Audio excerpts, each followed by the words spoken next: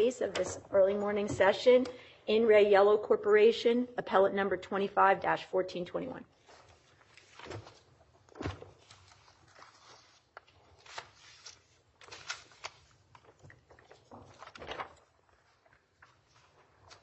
Good morning, Judge Schwartz, and may it please the court. Derek Schaefer here on behalf of appellants to argue the SFA funds regulation issue. My friend, Mr. Hicks, will be addressing the contract issues separately. I will endeavor, with the court's permission, to reserve 4 minutes of my time for rebuttal. And that'll be granted. Your Honors, this appeal is about following the chain of command and adhering to Congress's statutory prescription in the face of a purportedly reasonable agency regulation that palpably conflicts. Otherwise, an agency will have done what it cannot do, claiming statutory authorization that Congress has withheld and legislating where Congress has not. But in this case, hasn't Congress pretty clearly legislated permission to the BPGC under sections 1302, 1432, meaning both from ERISA and from the ARPA?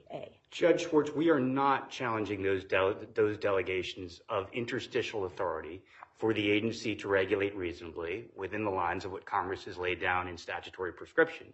Our respectful submission is it's flying in the face of clear, on-point prescription from Congress. And I focused the court on 29. Wait, you said you're not contesting there's clear authority to do it, but it flies in the face of other clear authority to do it? That's forgive me for being inartful if that's what I said, Judge Schwartz. What I meant is they have authority to regulate reasonably between the lines of the statute, not to contradict the statutes. How do they contradict the statute? I'm sorry? How do they contradict the statute? 1393, Judge Ambrose, Congress clearly and expressly prescribed how unfunded vested benefits are meant to be calculated for purposes of determining an employer's withdrawal liability. How is that done? Plan assets must be deducted from non-forfeitable benefits. And that ties in with 29 U.S.C. section 1391A, which is providing employers statutorily vested right. Here's what 1391A says. The amount of the unfunded vested benefits allocable to an employer that withdraws from a plan shall be determined in accordance with the ensuing subsections, all of which revolve around unfunded vested benefits. And there are choices a plan can make. What's the purpose of the regulation? Well, I think... are you talking about both phase-in or the withdrawal or just one at the moment? But I think that the one is derivative of the other. So I think that the no receivables regulation is basically there to aid implementation of the phase-in regulation so that you don't have a run on withdrawals just as the first payment is coming. But between that period of time when the application has been granted and the payments have been made. And Congress is right to guard against that, right? Well, Judge Ambrose, I would say this. I don't think Congress specifically addressed any different treatment of SFA funds as compared to other plan assets that are available to pay benefits. But right in the statute, the ARPA that in part allowed these funds to be issued specifically told the PBGC to come up with regulations on the withdrawal liability point specifically. Relating to withdrawal liability, that's true, Judge Schwartz. But I don't think, for instance, that the agency could have said that now non-forfeitable, that rather forfeitable benefits, unvested benefits, would count in the formula. Well, that's not what we're talking about. Go ahead, Judge. What do you do with 29 USCA 1002M that deals with the plan assets? Plan assets defined by regulation as the Secretary may prescribe. Well, I do think that you have it from Congress specifically in 1432 that these are plan assets, Judge Montgomery Reeves. I mean, that is laid down specifically in L, that they are to be segregated from other plan assets. So that's clear treatment of these funds as plan assets. And in particular, beyond that, it specifies that these shall be available or may be available to make benefit payments. So they're plan assets in exactly that substantive sense, that these are funds that are meant to be available to pay vested benefits. So to take them out of the calculation of what constitute the unfunded vested benefits is, in our view, to contravene the will of Congress. Judge Ambrose, if Congress had wanted to address this and said we're concerned about employers' incentives to withdraw too soon, I think you would have expected Congress to address the bankruptcy setting. They would have said there's a different policy concern when we're talking about bankruptcy in involuntary withdrawals because you don't have the same concern about incentives. Congress seemed to draw lines between what the PBGC could do and couldn't do. And I think Judge Schwartz began noting 1432 says includes conditions relating to the allocation of plan assets and withdrawal liability. At the same time, they set demarcations as to what it cannot do. It cannot regulate plan personnel, plan governance, the funding and accounting of plans in endangered or critical status. So where did they miss the boat? Where did Congress miss the boat or the PBGC miss the boat? Well, I don't think Congress did, because I think Congress could safely assume that you wouldn't have an agency under auspices of reasonable regulation changing the statutory formula under Section 1393. I don't think that you can assume that Congress was assuming that the agency would override, related congressional prescription, by the way, that had been in place since 1980. That's the statutory law that the agency is bound to follow. And in progenitors of the major questions cases like MCI v. AT&T, Utility Air Regulatory Group v. EPA, the Supreme Court had been clear that agencies that have reasonable regulatory authority do not have authority that allows them to upend on-point statutory prescription. If major questions was your major point, why was it not at the beginning of your brief? Well, I don't know that it's our major point. I think it's a tougher issue for the court to deal with as opposed to just enforcing the statutory prescription from Congress. I think the statute is clear. Major questions is a statutory interpretation tool. We don't need to turn to that if the statute's clear, correct? That's how I see it, Judge Schwartz. And I think that that's how the Supreme Court was doing things in these cases before it had the major questions doctrine as kind of a companion or an evolution of these cases that are about how do we read statutes relative to regulations. And just for MCA... Doesn't the statute give the plan authorities to, or not the plan, I'm sorry, the PBGC to do, make actuarial assumptions and other things when they're calculating? And can it be fair to look at this more as a direction on how to value an asset? I don't think it is, Judge. If it is, okay. That is within their authority as part of that actuarial sort of authority to figure out how to value things. Am I right? So I'm going to give you a yes and a no. A yes that they absolutely have that authority to tweak actuarial assumptions and to specify, for instance, what should those assumptions be, as they've done under other regulations. We're not questioning that. What you have here is a categorical exclusion of something that is unquestionably, I don't think the other side denies, that SFA funds are plan assets that are there by design to fund benefits. It's not categorically excluded. It's just phased in over time, depending on when the withdrawal happens. Well, I don't think they deny that they would have the authority, part and parcel of the phase-in authority, to say that it is excluded. On day one, or as of the application being granted, it is categorically excluded from consideration, even though any accountant and any actuarial assumption would say billions of dollars in funds need to be accounted for. Only as a receivable for the time being, but once it's in the account, isn't your real fight on the phase-in part? Because we're talking usually just a matter of weeks between application and release of funds, as I understand, at least the one example in the record. Well, but to take the disconnect, if we may, between the congressional prescription and what the agency does with the phase-in regulations, the statute is equally clear that the funds are paid lump sum in a single payment. So that's the reality that is dictated by Congress. And then you have an agency saying, notwithstanding that, we're going to treat those funds as though they're not there in large part for a period of years. And that, I think, just underlines the disconnect. And I would emphasize, when we're talking about withdrawal liability, we are talking about congressional prescription relative to employers. You argue that the regulations are not conditions on the plans. I'm trying to understand how any of the regulations would not be conditions on the employers under your reasoning. Well, let me explain that, Judge Montgomery-Reeves. When we look at 1391, that is a shall command of Congress that is specifically directed at employers and their withdrawal liabilities and what they will need to pay in. That's what the plans have to calculate the withdrawal liability. That is absolutely true, but it is a ministerial function, and Congress, through force of law, is saying through the statute what employers will owe. So if an agency or if a plan strays from that, there are rights that the employer has to take that up via an arbitration. Via these regulations that purport to have force of law relative to employers, Essentially, it's been told to employers that your withdrawal liability is different from what it would otherwise be, which means, bottom line, you were paying much more money into a supposedly underfunded plan. That is operating against the employer directly. Are you saying the regulations increase the amount of your withdrawal liability, or do they just simply hold it to what it was before the ARPA funds came in?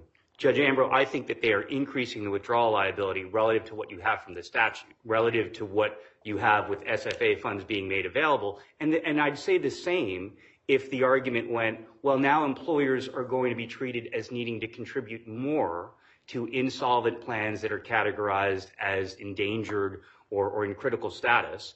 If you said we're going to disregard the SFA funds for that purpose, which presumably would be no less available to the agency, you would be making employers pay more into endangered plans and disregarding the fact that the SFA funds are there for the express purpose of paying benefits. So you would be treating plans as underfunded whereby congressional design or not. They can only pay benefits or expenses, right?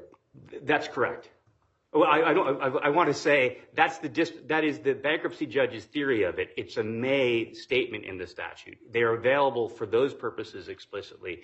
It is not a specification that they're not available for any other purpose. But wouldn't that just be contrary to the whole purpose of these monies was to ensure that plan beneficiaries are benefited, not the employers? And also counter to the argument you previously made this morning.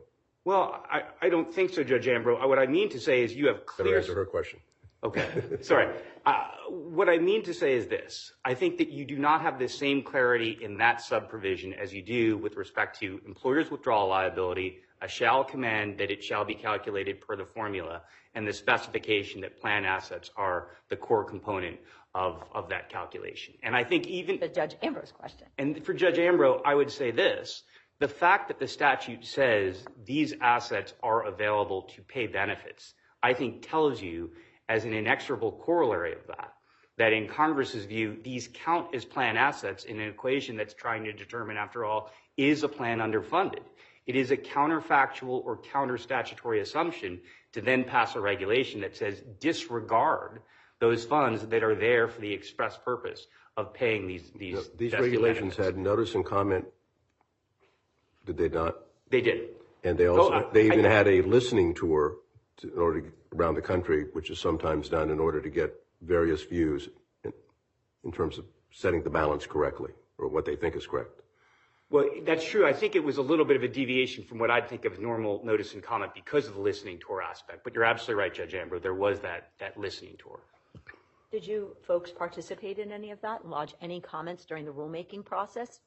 Because if you didn't, maybe we can't consider your objections now if you didn't object during rulemaking. Well, I think we can rely upon the comments that were made and addressed by the agency. And in particular, they wound up making this, I think, conceitedly unsupported assumption about the extent to which employers would be withdrawing early. So you're saying that even though none of the plans involved in this matter participated in the notice and comment process, simply because others articulated similar positions, you're allowed to now object? I think that's right, Your Honors. Do you have case law that says that? I don't know that I have it in the brief, but I do have it available if the court would like to see it cited. Right, because the agency's obligation is to engage in reasoned decision-making and to show its work to the court. And so they purported to justify these regulations. We don't think they did that. But I also emphasize that the statutory conflict is one that this court, I think in terms of chain of command and who's the captain, it's Congress. It's Congress that's the captain. And if the agency has departed from that, I think it decides the case, Your Honors. Two questions for you about the assumption you just mentioned. Why isn't that the type of predictive judgment that we should rely on the agency for, who may or may not withdraw? And then my second question was, why doesn't that just make common sense and that support the PBGC's position? Okay. So I think that Congress obviously trumps to the extent that they've arrived at their policy judgment. And I think if Congress was wrestling with this question of should SFA funds be treated as something other than a plan asset, I think they would have addressed the bankruptcy context and said, then we should have different rules because we don't have the same incentives operating and we have concerns that you're going to have unfunded plans that don't have SFA funds. The whole point of these funds were to avoid these entities going belly up, including the employers who participated. So it's not surprising that the bankruptcy context wasn't specifically identified. And in addition, there probably is no difference between a voluntary withdrawal and an involuntary withdrawal when the whole concept is, do we have the funds to pay the employees? Well, Judge Forts, I agree with some of that. But here's what I disagree with. We're talking about the employer who's gone bankrupt, not the plan that's gone Understood, bankrupt. but I understand that. But that's the whole point. They were trying to keep everything afloat. If the employers are going bankrupt, then there's not monies to put in, and then the plan has its problems. So I don't understand this, they should have spoken about bankruptcy so specifically. Here's all I need. That employers don't have the same voluntary decision-making. Am I going to withdraw from a multi-employer plan when they go bankrupt and they're just not able to pay out monies anymore? So you don't have the election of an employer for reasons specific to the multi-employer plan that I'm going to choose to withdraw early, and it's a calculated decision. And to answer the other aspect of your question, Judge Montgomery Reeves, I just think that we're talking about unfunded plans, and some of those unfunded plans don't have SFA funds at all. And if you have an employer in the position of Yellow that's being made to pay more money gratuitously as a windfall into a plan that's fully funded once you consider the SFA funds, you will have other plans that do not have the SFA funds, that are not fully funded, that will look to an employer like Yellow for a greater contribution, and that money will not be there because we're talking about a very limited pie in the context of a bankruptcy. That's probably a good segue to how we calculate then, correct? Yes. So maybe that's what the next person coming up. Okay. Thank you, Your Honors. Okay, we'll see you on rebuttal.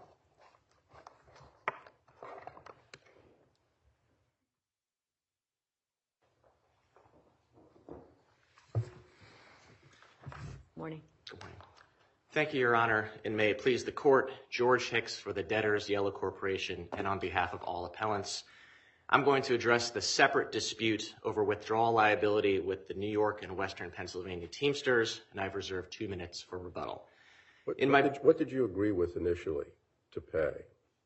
I'm sorry, Your Honor? What did Yellow agree with initially to pay? I believe that back in 2013, what Yellow agreed to was to be under Schedule G, which was a deviation from, it was an amendment to the plan, but that is what, it was a 25% contribution that would be required to be made under that plan. So that's what the agreement was. And that was the benefit it got. I'm sorry again? That was the benefit it got. I believe the benefit was at the time that it would be allowed to contribute to the plan, that it would not go into immediate. They negotiated a separate deal in 2013. And what was the benefit it got, and what was the consequence if it didn't comply? I believe, Your Honor, that at the time the benefit was that it would not have immediate withdrawal liability at that time. It also got a reduced rate from what it had been making before to real-time contributions. And the contract said that, however, if you withdraw, we're going to use the rate you're obligated to. Correct?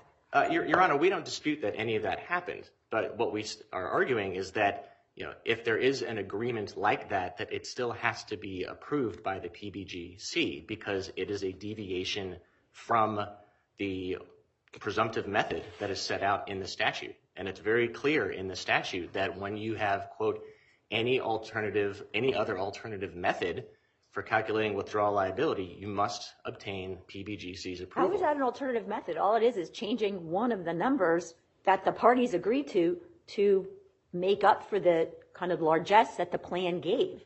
I'm not sure there's a different calculation method.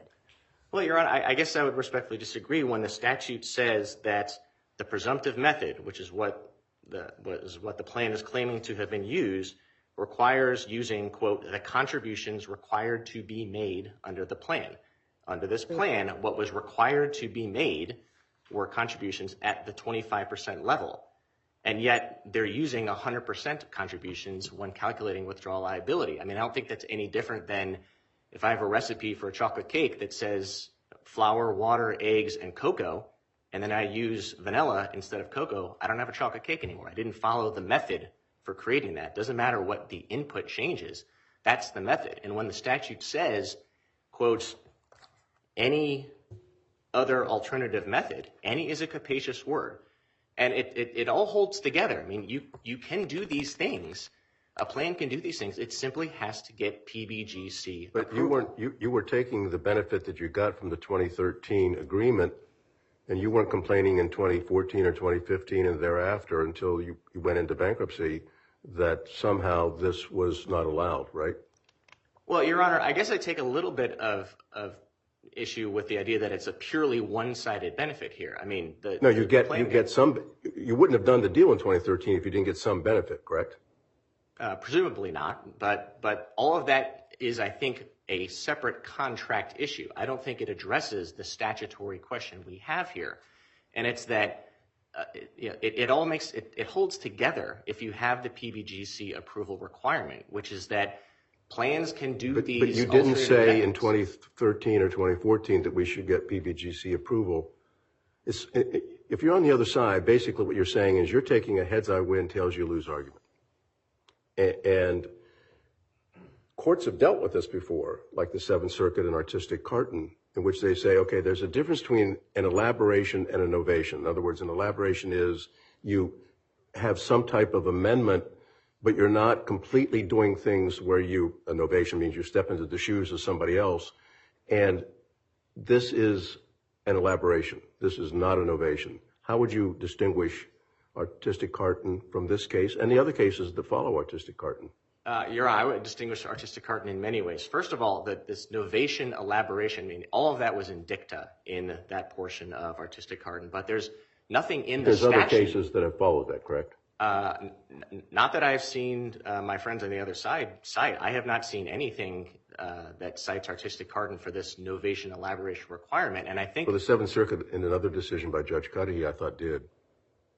If that's the decision that I think my friends have cited saying is a completely different method, there's nothing. I mean, that case did not address what a completely different method is, and that's not what the statute requires. The statute requires any other alternative method. Let's assume we follow that. Why is this not an elaboration, but rather in effect, a novation? Well, Your Honor, accepting the premise that there actually is a statutory distinction between the two, which I don't think there is, and I don't think Artistic Carton supports, because it was also dealing with the direct attribution method. It wasn't dealing with the presumptive method. But even taking that, I think that when you have the statute saying that, quote, the proportional share of allocable UVBs is, quote, the contributions required to be made under the plan, and then you use something that is not the contributions required to be made, I don't think it gets any more stark that you have deviated from the statute. If that's not something that requires PBGC approval, I'm not sure what is, and I'm not sure what's left of the approval requirement at that point. And the same thing holds for the annual payment determination, which also didn't follow, and that requires the plan to use the CBUs and the contribution rate at which the employer, quote, had an obligation to contribute. And again, that's not what was used here when it's determining withdrawal liability. And we're not saying that can't be done, but it has to be done with PBGC approval. And I think why that's important is because the PBGC is there, as it's set forth in the statute and in the regulation, to make sure that if you have these side agreements, that they aren't messing with the system. I mean, How is this messing with the system, though? The agreement says for a period of time, we're going to contribute an X amount. And then it says if something happens, the withdrawal liability amount will be what it used to be. Nothing has really changed in the plan. It's simply sort of changed when the payments are being, almost like a balloon payment is the best way I can think of it. Is that there was an agreement to a balloon payment. It's not changing what was owed. The Yellow got temporary dispensation to allow it to try to financially rehabilitate, with the understanding that should this not work, we can't let the employees and beneficiaries of this plan suffer. As a result, you're going to have to pay that which you have always owed. We just gave you a payment plan. Why can't we review it like that?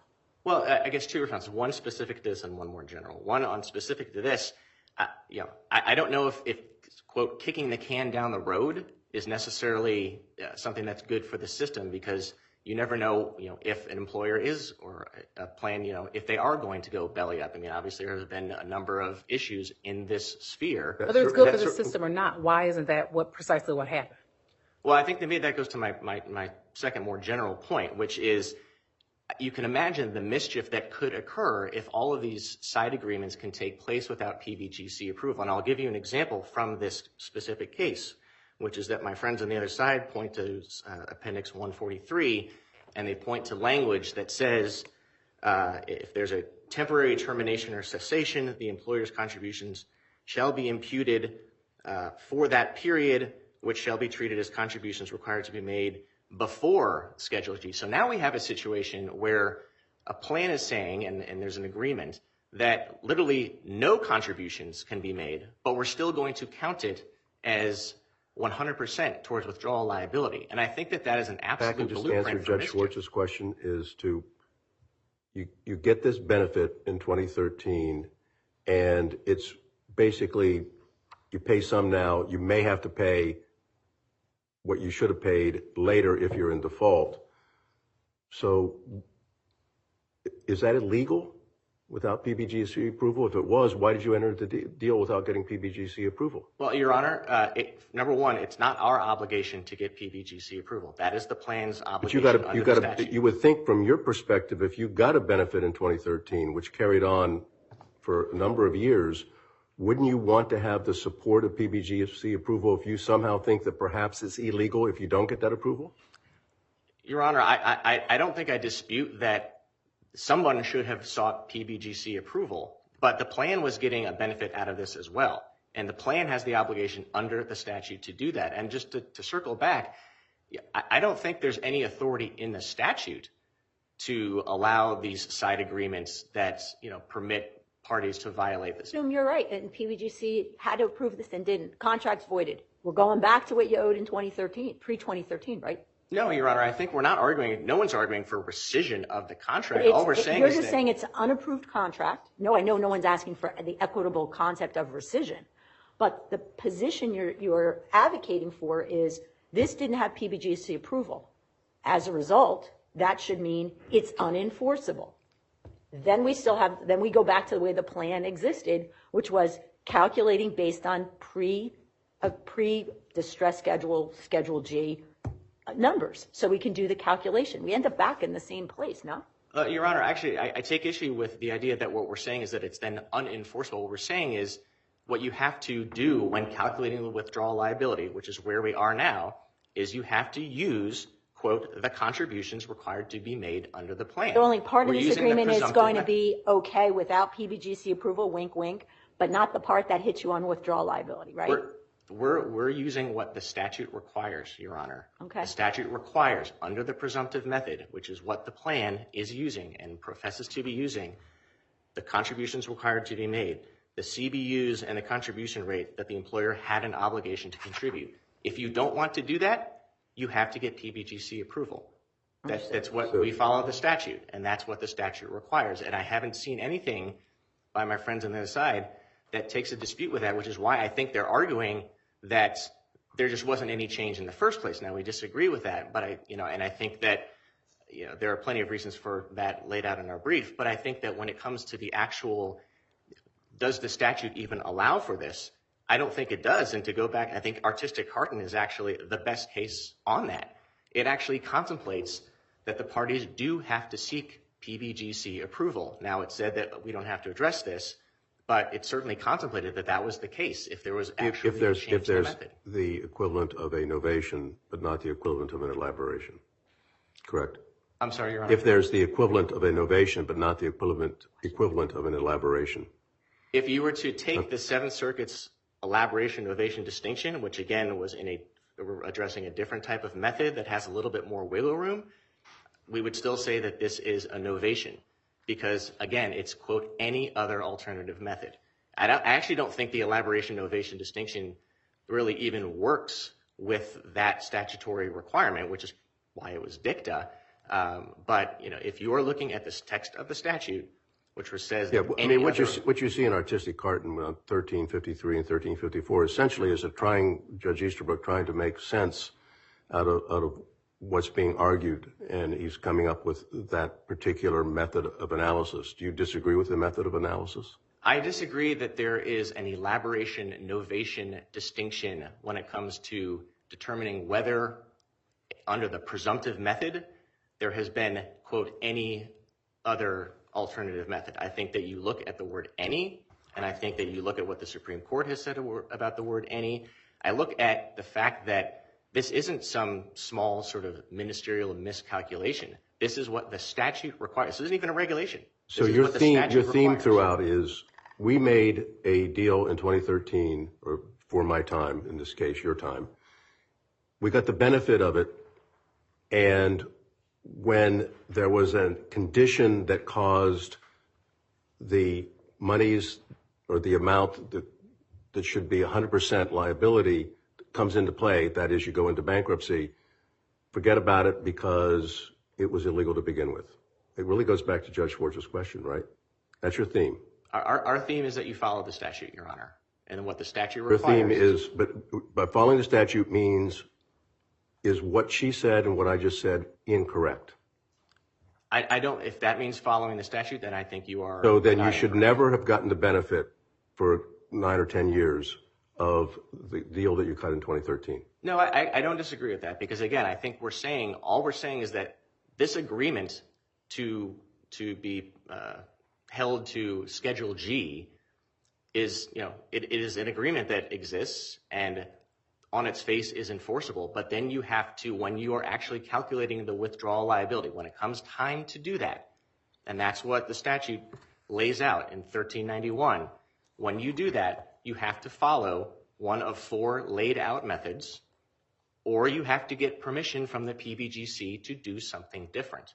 When that time comes, and that time came, and I think that's why you are seeing the arguments by the other side really not defending the bankruptcy court's decision in reliance on artistic harden, and instead saying, well, this didn't even need any approval in the first place because it didn't rise to that level. We disagree with that, because if you're violating the statute, I think it doesn't get more straightforward that you need PBGC approval at that point, which is, again, the entire reason why you have that approval requirement in the first place. We're not saying you can't do these things.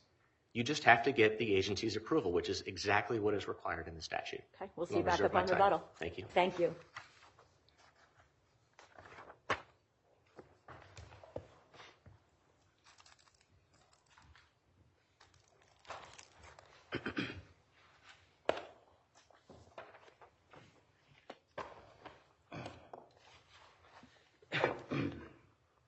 Good morning, Your Honors, and may it please the Court. Brad Berliner on behalf of Central States, Southeast, and Southwest Areas Pension Fund. Your Honor, part of the problem with appellants' perspective when they look at the conditions upon multi-employer plans is that they're viewing this as the special financial assistance as a windfall to the plans. But that really miscomprehends the nature of multi-employer plans in general. The plans are not-for-profit trusts that operate exclusively for the participants and beneficiaries. And in that sense, they preserve and protect the assets for the benefit of the participants and beneficiaries. And that's how this needs to be viewed. Just as in 1382, 29 U.S.C. 1382 and 29 U.S.C. 1399, these are commands to the pension funds on behalf of their participants and beneficiaries to collect, to determine withdrawal liability, to send the employer a notice in demand, and to do so as soon as practicable. And if the plan doesn't do that, it's not acting in its fiduciary capacity. So it's your view these are conditions on the plan, these regulations, not on the employer, am I right? Correct. What is the Article 1 power the Congress used to authorize the statutes that allowed the PBGC to promulgate these regulations? The briefing had spending clause, conversations, there's also the necessary and proper clause. What is your position on that point? The appellants have acknowledged that Congress has the authority under the necessary and proper clause to enact conditions related to money that they've appropriated. And so, in fact, in their brief, they've acknowledged that Congress can condition the receipt of federal funds on them being used as Congress designates. Well, Congress did exactly that in 1432. Congress said that these special financial assistance funds can be used to pay plan benefits and plan expenses. Now, my colleagues on the other side would say, well, no, Congress said may, not shall. But of course, there's the option that these multi-employer plans can first use whatever funds they have remaining before receiving special financial assistance to pay plan benefits and plan expenses and hold on to that special financial assistance. The corollary is not that, oh, you can use some of this money for the benefit of employers. That's just not how the statute is read. In fact, appellants consistently talk about appellants' rights, but employers' rights under the statute. But as we've seen in MEPA, I think what they're saying, see if you agree, the calculation of withdrawal liability is a statutory matter. Do you agree with that? the calculation of withdrawal liability is a statutory command. And then they're claiming that the PBGC, in effect, amended the statute, and you can't do that. Do you agree with that? No, I do not. Because? Because all the PBGC has done is say, with respect to a very unique situation, Congress providing special financial assistance to these severely underfunded and sometimes near insolvent multi-employer plans, that you cannot, you have to phase in that special financial assistance. They haven't changed the formula for calculating withdrawal liability, but to be clear, the PBGC has always had that authority under 1393 to implement methods, actuarial assumptions and methods. And whereas the courts have, and whereas 1393 makes clear that when the plan's actuary comes up with these actuarial assumptions and methods, they have to be reasonable in the aggregate, no such reasonable modifier is applied to the PBGC's actuarial assumptions and methods. And really, they've always had that authority.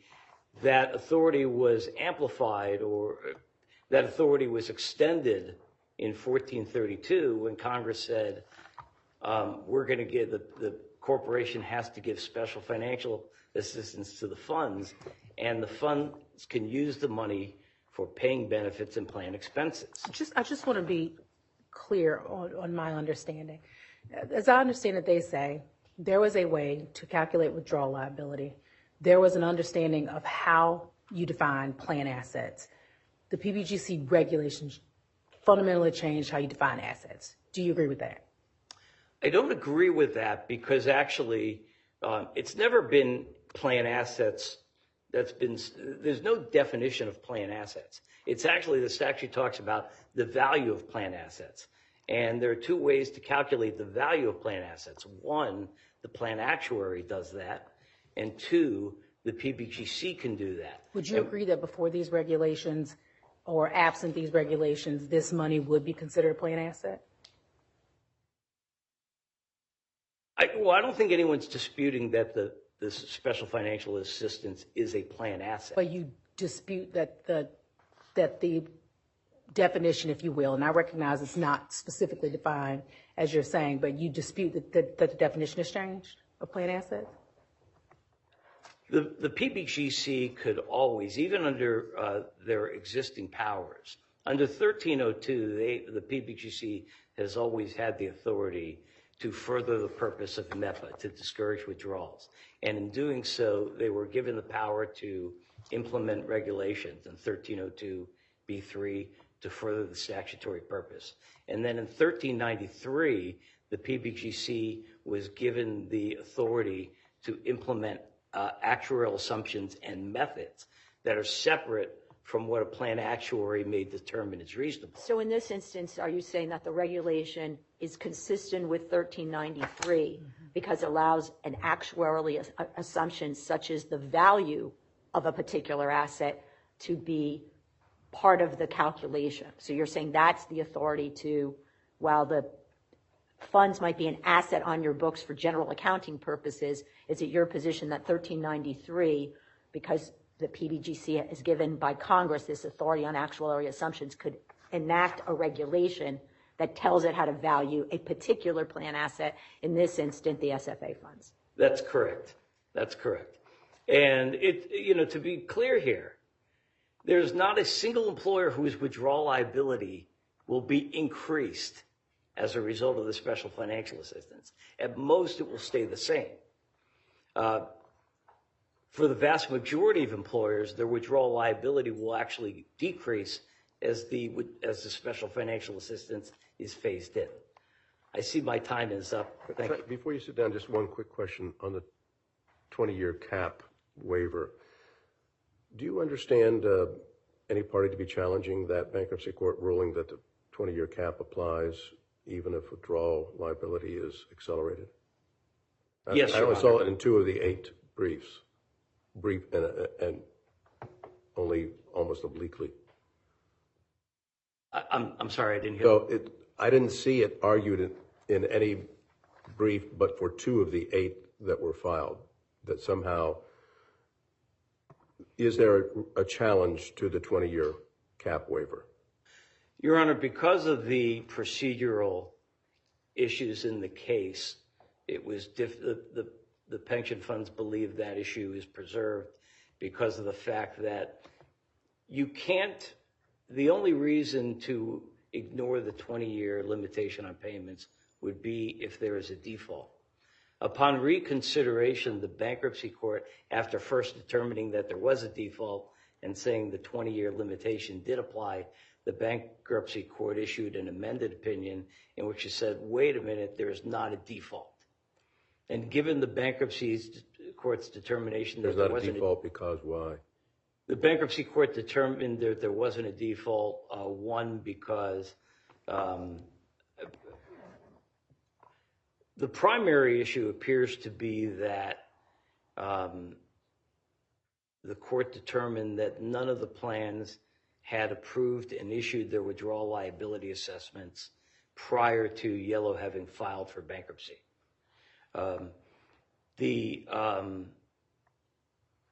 Of course, the plans disputed the determination. The bankruptcy court also appeared to determine that the bankruptcy in and of itself would not have triggered the default mechanisms, notwithstanding 29 U.S.C. 1399 C5.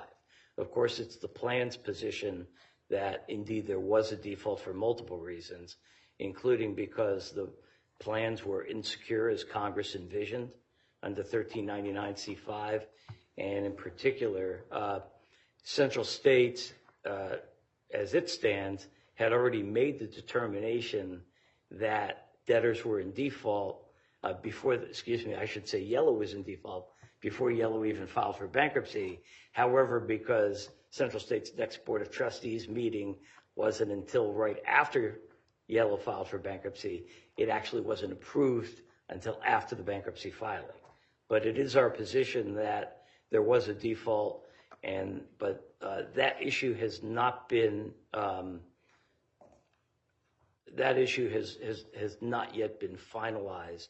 So is the 20-year cap issue currently before us? It has not yet been finally decided. The default issue has not been finally decided and rendered to an appealable order by the bankruptcy court. So the 20-year cap waiver issue is not before us? Correct. Okay, that's all I need to know. Thank you very much, counsel. Thank you, Your Honors.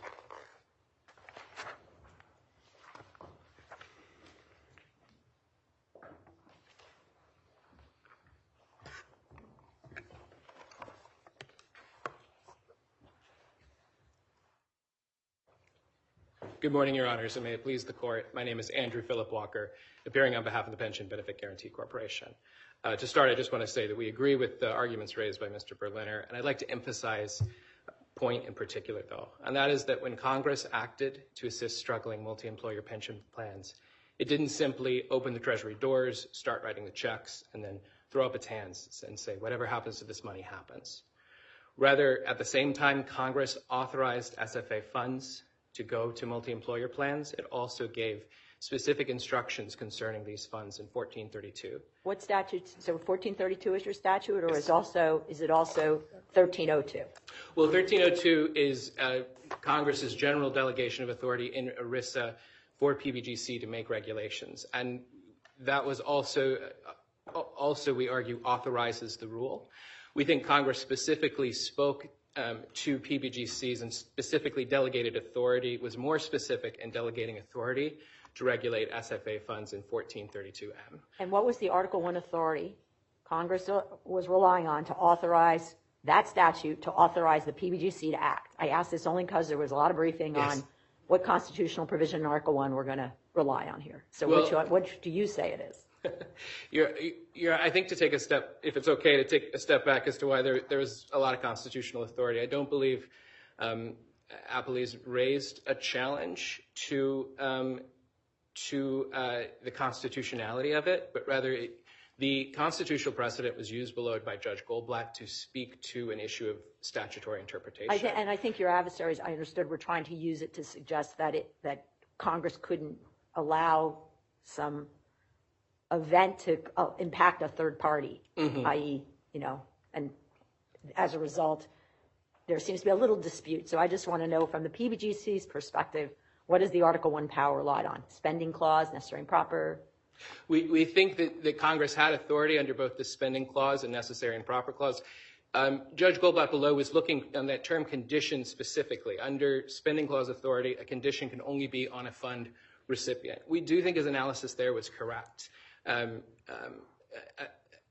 Appellees looked at cases in black letter law concerning necessary and proper authority, but which doesn't speak specifically to the spending clause cases that Judge Goldblatt himself relied on, Philpott and others. Justice Alito recently summarizing Philpott, I'm going to loosely or closely paraphrase, right, says Philpott and other such cases he identifies them as spending clause cases and says they stand for the proposition that they support the federal government's ability to protect federal monies from being used for purposes other than those intended by Congress. So that protective purpose over the funds, even if that condition is on a fund recipient, can operate to stop funds from misuse. What I would also say here is that we fully support, and I'm happy to answer further questions on Sabri, Philpott, and other cases, the best argument that this is indeed a condition on the fund pursuant to the statutory language is the most straightforward one, right? Which is that the text of the regulation itself is directed towards the funds. It's tasking the funds to do a particular calculation. And this isn't just some cute workaround. This is consistent with the structure laid out in ERISA itself. 1382, Congress tasks the funds with preparing the calculations, collecting the monies.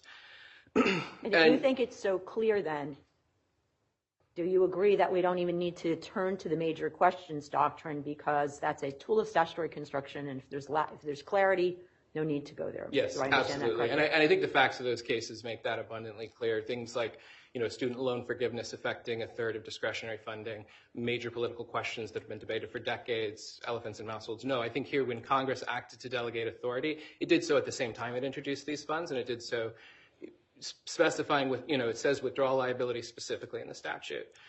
I think Congress also, again, was clear about its purpose for these funds in 1432L, right? It specifies there to pay benefits and expenses. Not just in 1432L, the 1432J1 also kind of gives the period of time that these funds are for through 2051. Is the calculation of withdrawal liability a statutory matter? Your Honor, I believe it's made with reference to the statute, but I think an important point is that statute needs to be constructed consistent with Congress's more specific instructions in 1432. There's been argument over the term of assets here, right, or discussion that's flagged.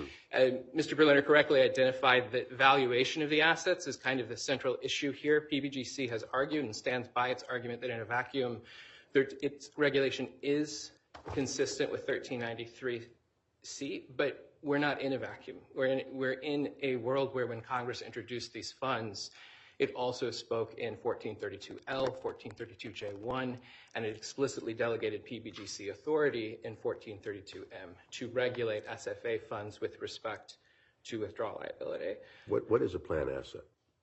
A plan asset, it's something of value to the plan. But when Congress passed MEPA, it was not anticipating the introduction of something like SFA funds, taxpayer monies paid in a lump sum in order to provide benefits through 2051. And so, again, PBGC's regulation values SFA funds over time. It attempts to provide, or it does provide, an accurate and reasonable reflection over the period of which SFA is likely to be spent down by the plans. But PBGC's regulation also furthers Congress's purpose, looking to the language from Brown and Williamson, which Judge Goldblatt quoted below, again, closely paraphrasing here, the specific policy embedded in a later statute necessarily controls the construction of an earlier statute, even when that earlier statute hasn't been expressly amended. And so we think the application of 1393C here to bar PBGC's regulation would be inconsistent with Congress's more specific language in 1432. It's not a chain of command issue. It's Congress speaking generally and then Congress speaking later and more specifically. Basic principles of statutory interpretation then weigh against applying 1393C in the manner argued for by appellants today. Judge Ambrose asked you about calculations, so I'm going to ask you about 1391 and the fact that there are purportedly 4 formulas that are to be applied. Pick one, make sure you comply with it unless you have approval from the PBGC. Yes. So, and does this go to the additional briefing? So I should say as to that, PBGC doesn't consider itself a party to that. I'm aware of that, dispute. but you are the PBGC. But since I'm standing up here today, yes, I am prepared to speak, but we might hit up against the limits of my knowledge here, and I'd like to offer that we are happy to file an amicus brief if helpful. But PBGC stands behind its opinion expressed in Opinion Letter 89.8 because a plan and employer are free to contract for a modification of the plan's regular statutory method for allocating UVBs that allocates more UVBs to an employer if it withdraws. PBGC is not approval is not required in those instances. The purpose of the requirement of PBGC approval is as reflected in the statute to ensure that a plan does not adopt an alternative allocation method that would significantly increase the risk of loss to plan participants and beneficiaries or the corporation. So would the argument then be here that you don't need PBGC approval because it's not an increase, but it's a decrease in liability? I believe that is the opinion endorsed by the opinion letter. I am not attempting to make an argument that goes beyond that, though, although, again, would be happy to provide further briefing. I don't think I follow you. You're saying that I know you're not in a position to opine on any particular specific agreement, but pretend it's a hypothetical. There's an agreement to modify a contribution rate during a particular period of time that's less than what would otherwise be owed for whatever reason.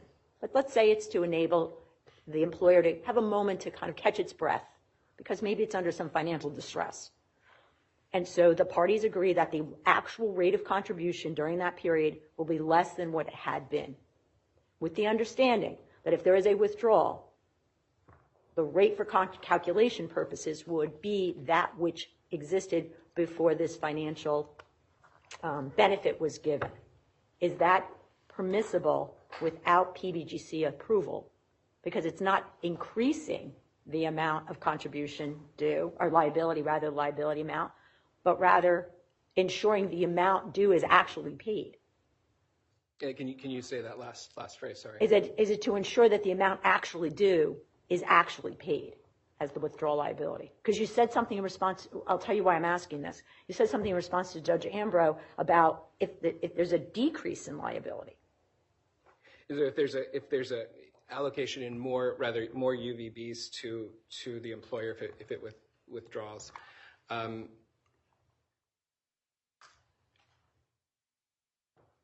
Your Honor, my impulse is to say yes to your hypothetical, but I can't answer that question authoritatively today. Again, Would it be worth giving us a supplementary memo on your position on this?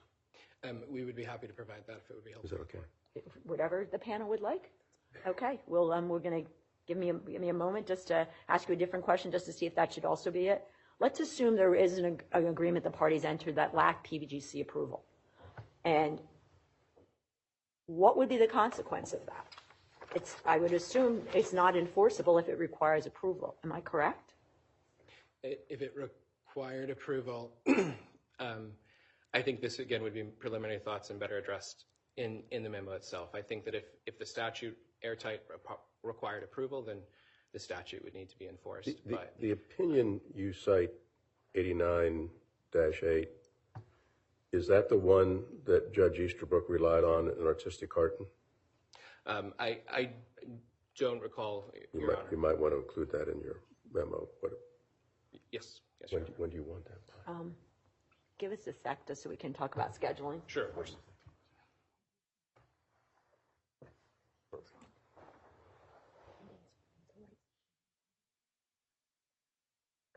Okay, this is the plan, so everybody gets a chance to be heard. We'd ask that within 10 days of today, the PBGC give us... Better make it Friday as opposed to Saturday. Oops. What would that make it? On Monday.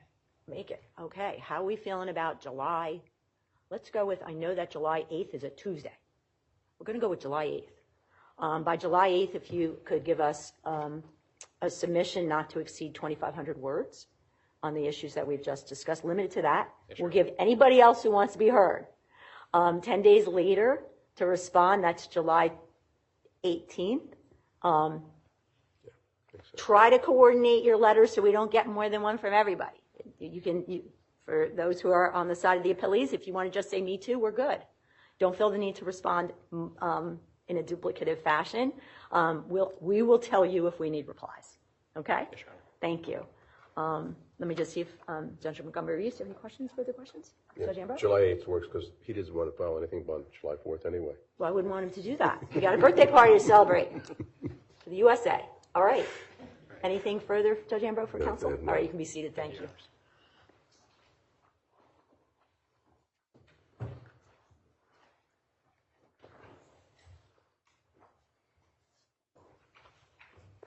Good morning. Good morning, may it please the court. Edward Meehan from the Groom Law Group here on behalf of the New York State Teamsters Pension and Conference Fund on what in the defense counsel called the contract issue.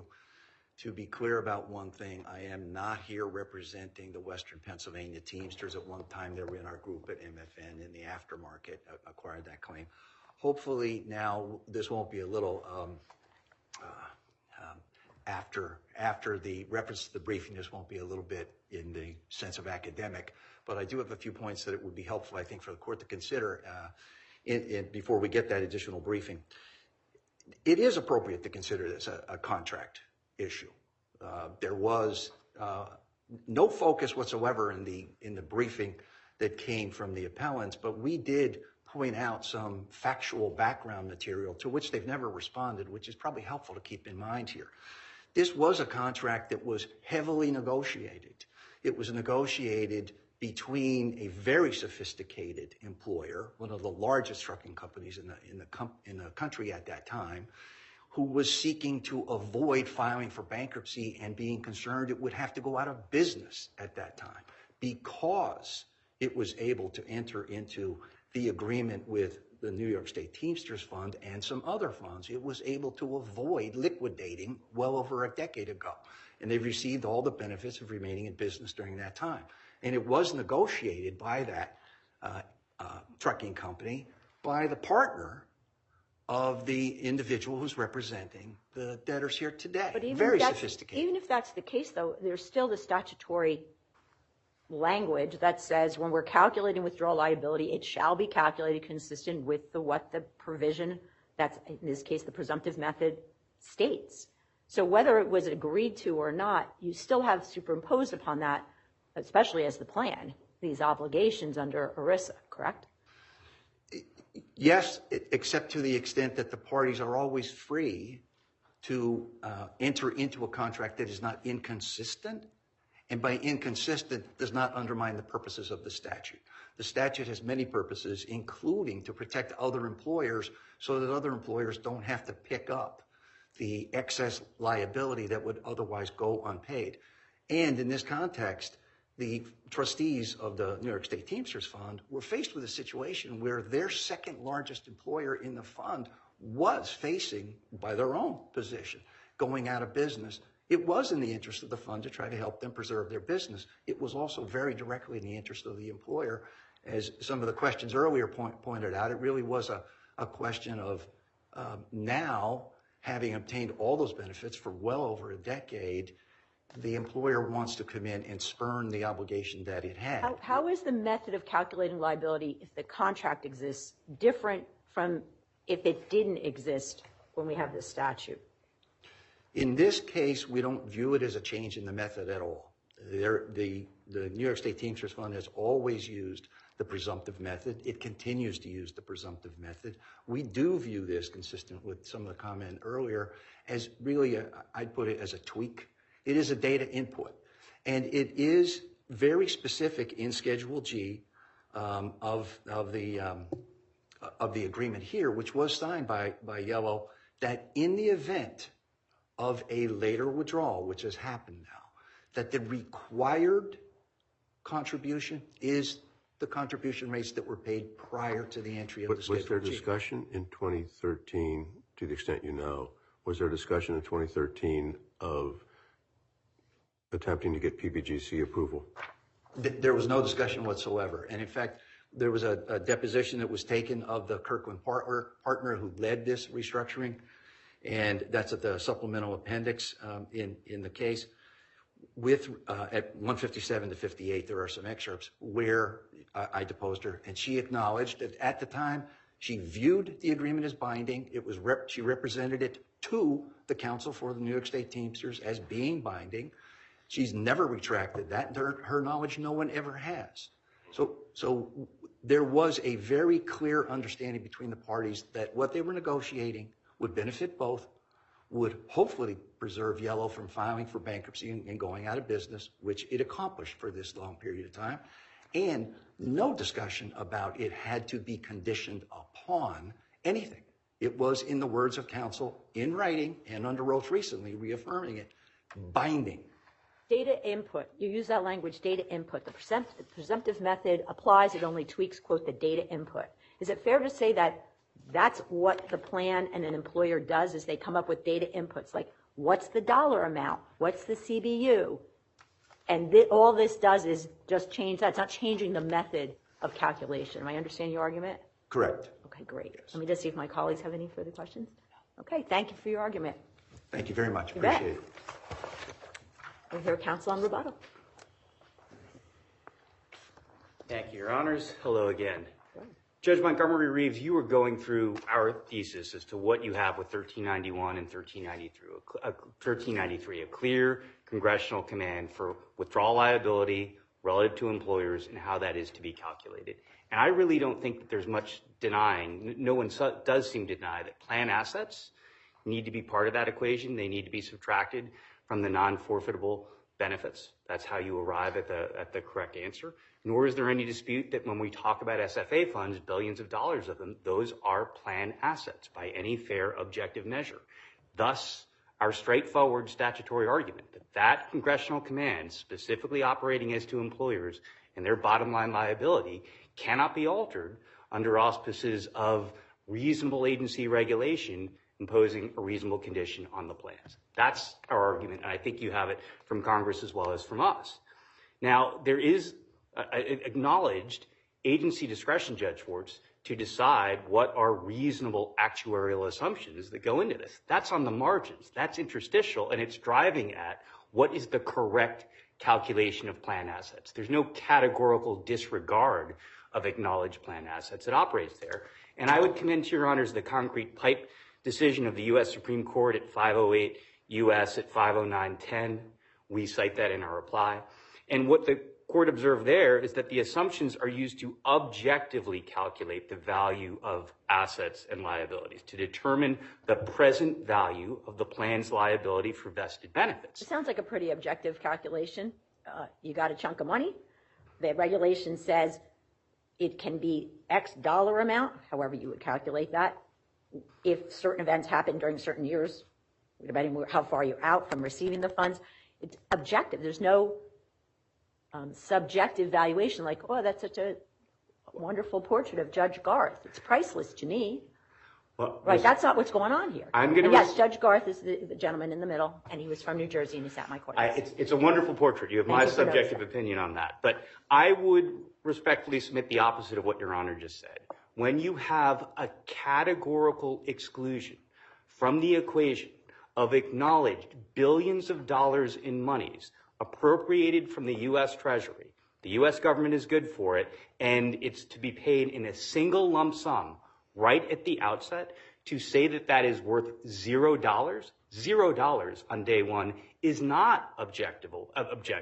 That is not reasonable. That is not what any actuary would do valuing any other plan asset that is on the sheet. But that kind of begs the question that I asked earlier of you. Do the regulations increase the amount of your withdrawal liability or merely hold it to what it was before the ARPA funds came in?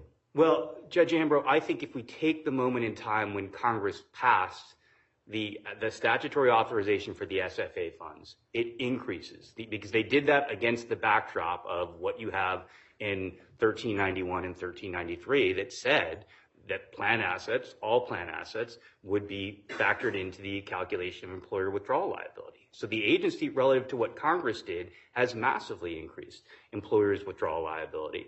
And it's no different, Judge Schwartz, than if the agency had said objectively, just add $1 billion. Just add $1 billion to what is the amount of unfunded vested benefits that factor into the employer's withdrawal liability. That might be in some sense objective, but it's not an objective or reasonable actuarial assumption that reflects fidelity to the congressionally prescribed statutory formula. And I'd also commend to Your Honors the MCI. Maybe an analogy might be, let's say, a bond coupon. If a bond coupon is expired, is the item more expensive, or is it just to pay it off is full price? It doesn't increase. It's just you go back to paying full price. Judge Ambrose, I don't think that that's the analog because, of course, the terms of it would be there from Congress in issuing. I think what you're saying is the bond. I don't think an agency would be able to change that. But I also think that this is an easier case because the agency has said, pursuant to its exercise of rulemaking authority, it is not valued as a plan asset on day one. You could have all sorts of different views of how you value it, for purposes of the overall equation. But what you cannot do is say it's excluded from the equation or there'll be some phase-in that is divorced from the actual present value of the money. And just the MCI and EPA cases, MCI is 512 U.S. at 218, the EPA case 373 U.S. 302. Those were addressing FCC and EPA regulations that, one, under auspices of modifying a statutory framework, fundamentally altered it. The Supreme Court said you cannot do that. The same thing for EPA, where you had a specified statutory threshold, and the agency massively changed that under auspices of its rulemaking discretion. Those things were contravening statutes. That's what you have here. There's one other question from the court that I would like to address, which is, so then what is the reasonable condition on a plan relating to withdrawal liability that we acknowledge the agency has statutory authorization to promulgate? And there are plenty of those. One of them is what you have as far as approval of settlement of employer withdrawal liability. That relates, and that's operating against the plans. Another is the actuarial assumptions that we were discussing, just kind of on the margins of how exactly these actuarial assumptions get applied. It's not a categorical exclusion, but like what you have here. And last, plans have discretion about employer withdrawal liability on the margins. What's called a de minimis exception that may be raised if an employer owes between $50,000 and $100,000, the plan may decide to forgive that. subject to its exercise of statutory discretion. And another is basically if the employer's tenure is less than 5 years, then the agency can forgive withdrawal liability. You could have reasonable regulations that attach to SFA funds that say, okay, plans, you're not going to offer that sort of forgiveness to employers. The withdrawal liability will be calculated irrespective of that. That would all be fine and fair, Your Honors. What you can't have is disregard of plan assets that belong in the statutory equation. That's our respectful submission to Your Honors. Thank you very much, counsel.